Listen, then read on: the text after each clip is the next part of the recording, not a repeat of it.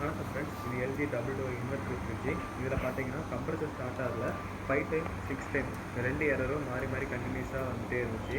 இந்த micro controller issue. இதனால் வந்து பிசிபியை வந்து சேஞ்ச் பண்ணுற மாதிரி இருக்கும். அந்த மாதிரி பண்ணாமல் நார்மல் ஆர்டினரி கம்ப்ரஸர் போட்டு ரெடி பண்ணியிருக்கேன்.